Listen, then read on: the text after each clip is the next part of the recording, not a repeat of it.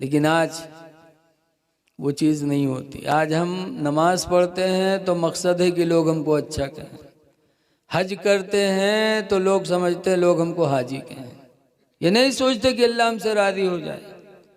इसीलिए मौलाना अब्दुल मुस्तफ़ा साहब आज़मी ने लिखा है कि दो लोग जा रहे थे, कहीं मुलाकात हो गई, दुआ सलाम हुआ, हाल चाल के बाद दोनों में से एक पूछें दूसरे से कि यार आपका नाम क्या है? तो कहा हाजी अब्दुल रहीम। हाजी अब्दुल रहीम उसे पूछे ना आपका नाम? तो कहा नमाजी अब्दुल करीम। तो जब उसने नमाजी अब्दुल करीम बताया तो हाजी साहब चौंके, कहीं नहीं नमाजी अब्दुल करीम कब से होगा? कहीं कहा है तुम जिंदगी में एक हज किए हो?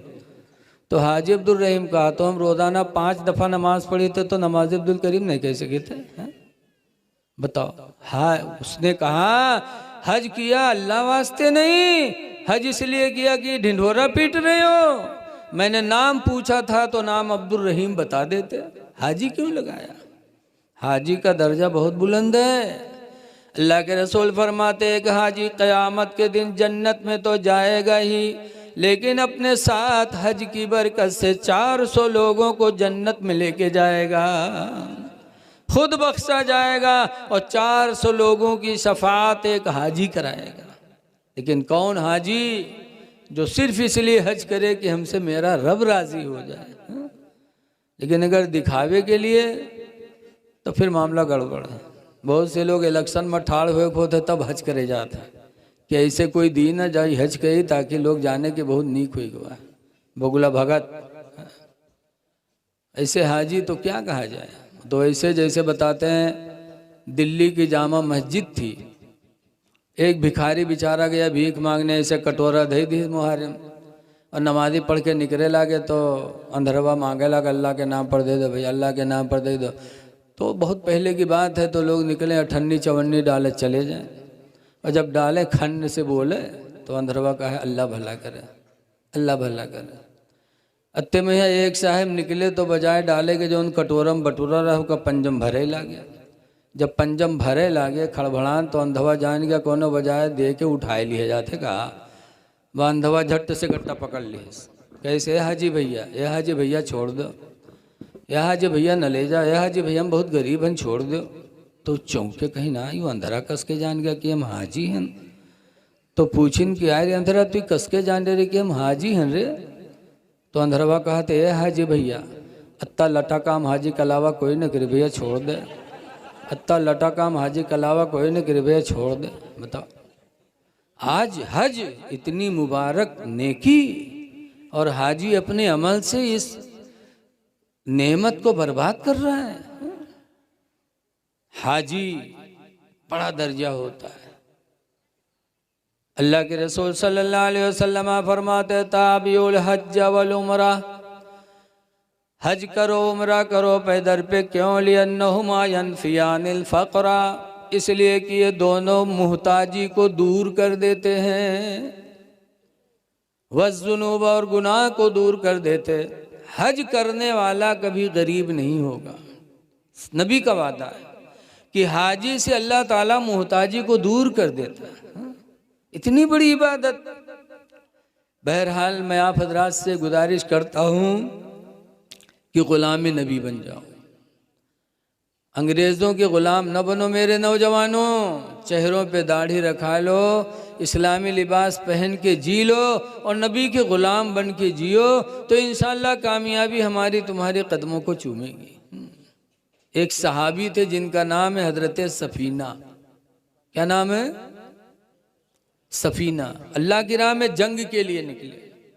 हज़रत सफ़ीना जा रहे थे मैदान जिहाद में कि रास्ते में जंगल पड़ा। हज़रत सफ़ीना जैसे जंगल में दाखिल हुए, कुछ ही कदम आगे बढ़े थे कि जंगल का शेर सामने आ गया।